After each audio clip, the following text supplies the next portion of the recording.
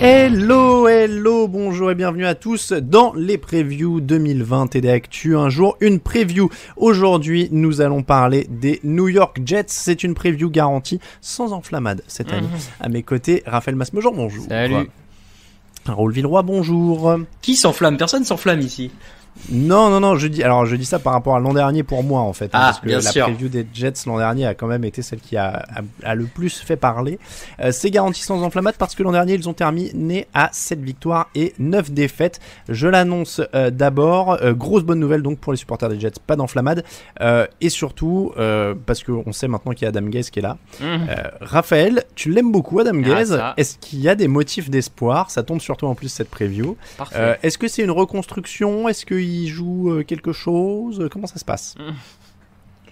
Écoute, il joue, c'est un peu compliqué, hein, mais il joue le progrès de Sam Darnold. Voilà, je pense que c'est le truc principal de cette saison côté Jets. C'est confirmé pour sa troisième année que Sam Darnold est bien le quarterback de cette équipe pour de longues années. Je pense que c'est le cas, sincèrement, mais bon, peut y avoir encore quelques doutes. C'est vrai que l'an dernier, il a une saison un peu compliquée avec sa mononucléose, hein, qui a pas aidé. Donc voilà, pour moi, c'est un peu l'intérêt principal de cette saison côté Jets, parce que je vois pas comment ils peuvent accrocher les playoffs, donc...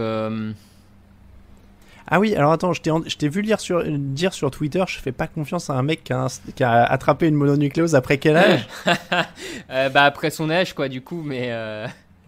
Non, parce que j'étais en train de réfléchir, j'ai eu un syndrome mononucléique à la fac, alors je sais pas si tu me ferais confiance ou pas. Du coup, c'était avant, je sais pas, est-ce que t'étais plus jeune que Darnold? Je sais pas, faudra...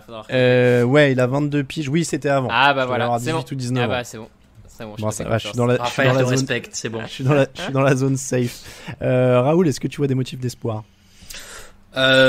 Oui, quand même un petit peu du côté de la défense, la ligne défensive et peut-être la meilleure escouade au milieu de cette défense et peut tirer un peu peut-être ce groupe vers le haut. Le jeu au sol éventuellement, ils ont eu une expérience un peu délicate avec la première de Le'Veon Bell, mais c'est quand même un coureur qui a du talent. Frank Gore semble immortel, on parlait des immortels avec Jason Witten ou des Tom Brady dans les épisodes précédents. Là pareil, Frank Gore c'est un joueur qui a toujours réussi, donc pourquoi pas avoir un peu d'espoir de ce côté-là. Je te trouve d'un optimisme assez incroyable, parce que le jeu au sol c'est bien, mais s'il y avait une ligne pour les aider, ce serait quand même mieux. Oui, alors c'est mieux. Après, ils ont investi. Je suis pas convaincu forcément par tous les investissements sur la ligne offensive, mais il y a de l'effort qui est fait. Ils ont drafté Mekhi Becton. Ils ont fait venir Connor McGovern, qui était un bon centre du côté de Denver, donc qui peut continuer là-dessus. Après, par contre, effectivement, le côté droit, Greg Van Roten et George Fant, je suis moins convaincu par ces ajouts-là. Mais disons qu'il y a une nouvelle ligne offensive quasiment de A à Z. Donc, il y a un travail qui est fait pour essayer d'améliorer ça. Est-ce que l'alchimie va prendre? Est-ce que ça va marcher? Je sais pas. Mais ils essayent d'améliorer la ligne offensive. Ça... Et je rejoins Raoul, en termes d'espoir, allez quand même. Moi, leur front seven, comme on dit, donc ligne défensive plus linebacker... Je pense que ça va continuer à être costaud. Ils défendaient bien contre la course l'an dernier. Je pense qu'ils vont continuer à faire là-dessus et qu'ils seront chiants à jouer de ce point de vue-là, en tout cas. Alors c'est vrai que tu me fais penser que j'ai pas résumé les arrivées et les départs comme je le fais au début des autres previews. Les arrivées, donc Frank Gore, Joe Flacco, Breshad Perriman, George Fant, Greg Van Roten, Connor McGovern, Patrick Onwuasor, Pierre Desir et Bradley McDougall. Les choix de draft, en effet, il y a Mekhi Becton qui arrive sur la ligne offensive où ça c'est un gros apport. Ils ont perdu Bilal Powell, Robbie Anderson, Kelvin Beachum, Brandon Shell, Tom Compton, Truman Johnson et Maurice Kennedy. C'est en effet, alors sans parler de Jamal Adams évidemment qui a été échangé et envoyé du côté de Seattle. Moi sur les motifs d'espoir, en effet il y a cette grosse ligne défensive, Quinnen Williams, Steve McClendon, ça prend de la place, c'est deuxième contre le sol l'an dernier, c'est déjà ça. Après, en effet, c'est quand même une des équipes les plus en chantier et avec les moins de points de sûreté, j'ai envie de dire, de toutes celles qu'on a pour l'instant analysées. Levon Bell, en effet, peut être un super joueur. Il a l'air d'être dans une super forme, évidemment, parce que c'est toujours la période de l'année où ils sont en super forme. Ils mettent des vidéos Instagram où ils font des jeux de jambes incroyables. Après, j'ai peur qu'il soit seul parce que oui, il y a du recrutement sur la ligne, mais il faut voir comment ça prend. Donc ça pourra évidemment, je pense que sans spoiler, je pense que la ligne sera un des facteurs X de la saison. Mais après, il y a quand même pas grand chose autour, quoi. Il y a zéro profondeur en termes d'effectifs. Et puis j'ai beau adorer Jamison Crowder, bon voilà, même si Rashad Perryman a montré quelques trucs l'an dernier, mais il y a quand même pas grand chose pour les receveurs. La ligne, encore une fois, c'est un peu amélioré, mais il y a toujours Adam Gaze. Ils ont perdu Jamal Adams. Il y a aussi CJ Mosley quand même qui est forfait pour cause de Covid. C'est un des plus gros forfaits pour cause de Covid. Bon voilà, McDougall va pas combler l'absence de Jamal Adams. Pierre Désir sur un an au poste de corner. Ouais, mais à voir s'il remonte. S'il remonte, et le problème c'est que y a quand même pas grand monde sur les postes de cornerback. La profondeur là est vraiment inquiétante parce que si Pierre Désir se casse, déjà faut attendre qu'il progresse, mais si en plus il se casse là, ça devient. Non, mais comme tu dis, il y a des trous, et moi c'est surtout en attaque l'attaque me fait globalement flipper. Voilà. Oui, non, mais honnêtement, c'est difficile c'est ce que tu disais. En attaque, il y a quand même peu de signes positifs. Après, je sais pas, si on essaie de trouver un scénario positif. Si la ligne se met à être solide, là, du coup, t'ouvres et qu'ils utilisent le Von Bell à bon escient. C'est ça. T'as une base. Que Darnold est en progrès. Non, mais je trouve que malgré tout, pour retourner un peu dans l'optimisme, t'as quelques éléments qui peuvent faire penser que si les choses tournent bien, ça peut matcher sur certains points. Il n'y a pas rien non plus, tu vois. Enfin, Bon. Raoul, est-ce que tu arrives à être optimiste dans un meilleur scénario ? Oui, bah c'est ce que je te disais tout à l'heure. Moi, c'était un peu aussi ce que j'avais vu en Factor X, c'est qu'en fait, au-delà de la ligne, le jeu aérien, s'il arrive à devenir une menace, peut-être que derrière des Le'Veon Bell et Frank Gore vont réussir à faire un peu marcher le truc. Que ça veut dire que Darnold sera peut-être un peu plus confiant et pourra progresser plus rapidement. Moi, j'ai limite envie de dire que c'est ces receveurs-là qui vont être le Factor X de cette équipe, et si tournent, peuvent entraîner une dynamique positive.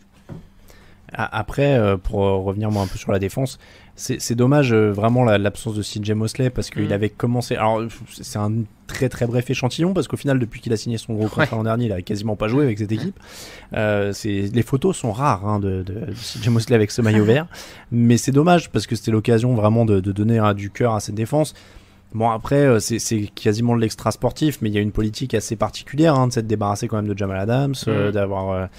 Ils sont en effet dans une course assez étrange où tu as des mecs payés très cher comme le Von Bell d'un côté, mais en même temps une reconstruction avec un quarterback jeune, et enfin, ça n'a pas vraiment de sens, quoi, ce qui se passe dans cette équipe sportivement. Il y a des équipes dont on a parlé là où on disait c'est une reconstruction, voilà, ils sont dans l'année 2 ou 3, il y a un sens, il y a quelque chose qui se met en place, je sais pas, les Raiders, les Dolphins, des choses comme ça.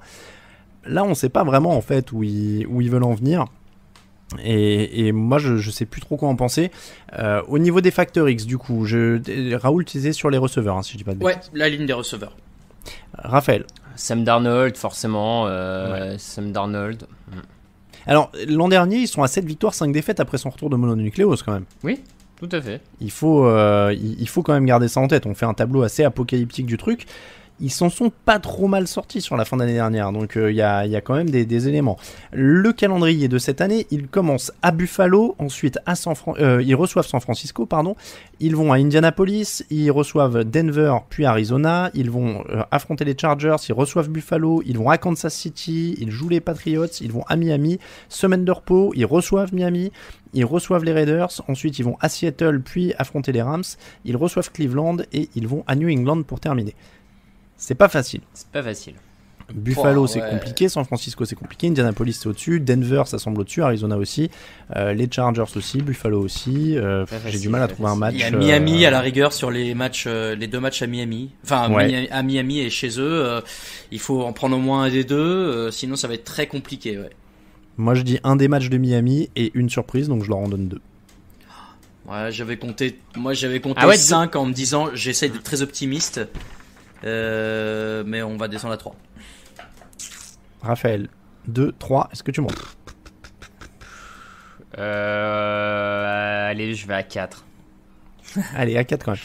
Moi j'essaye de faire. En fait, j'essaie de me racheter auprès des supporters des Jets, si tu veux. Je fais l'inverse, c'est-à-dire que je les donne bon dernier de nos previews, et puis comme ça, après, ça leur portera peut-être chance. Mais là, honnêtement, j'ai du mal à voir. Je pense qu'il va encore y avoir des vidéos pour rire de mes avis qui vont traîner dans la twittosphère des Jets. Selon s'ils montent à 5 ou 6 victoires, je sens que ça va encore rigoler. Bien sûr. Mais on les embrasse évidemment. Et d'ailleurs, l'émission va se terminer avec une fight song comme d'habitude. On a un peu demandé leur avis aux supporters des Jets. On les remercie pour choisir. On s'est établi sur une des vidéos de rap qu'on a trouvé, mais il y a des fight songs qui sont assez chaotiques à trouver, donc on fait un peu comme on peut pour certaines, mais c'est souvent des grands moments de bonheur. Pour nous, c'est donc la fin de cette preview sur les Jets. On vous remercie si vous nous soutenez sur Tipeee. Vous retrouvez toutes les previews en version écrite sur le site avec le point de vue d'un autre rédacteur. Pour nous suivre, c'est TD Actu sur Twitter et Facebook, Touchdown Actu en entier sur Instagram, et toute l'actu de la NFL sur tdactu.com. À très bientôt pour une nouvelle preview. Ciao ciao. A touchdown from 1-7 in the end zone. And that coverage that you got, coach is getting blown. Leader plays the Rex Ryan, you know he'll call him. And that corner on S. Holmes, he can't guard him. Came way too far, feet don't fail me. Reservation for 6-finger roll LT. Step into the Meadowlands, hear the chance start. Nothing but white and green bleeding through the fans' heart. Change your whole game plan, ain't no need to try and take you out your word and leave you up on Revis Island. Then you got Cromartie locked down on the other side. Sanchez moving the rock with the O-line. Let everything out but keep the pride when departing. Do it for Joe Namath, John Riggins, C. Martin. Cause this is more than the game, no time to play around. Jets, I hear them say it now. White, green, just green and white. Tell me, have you ever seen a team take flight? Super Bowl dreams are still in sight. All we gotta do is win tonight. White, green, just green and white. Tell me, have you ever seen a team take flight? Super Bowl dreams are still in sight. All we gotta do is win tonight. White, green. Jets, that's what I hear him yelling about. If it ain't clear to you by now, then homie, let me spell it out. Jets.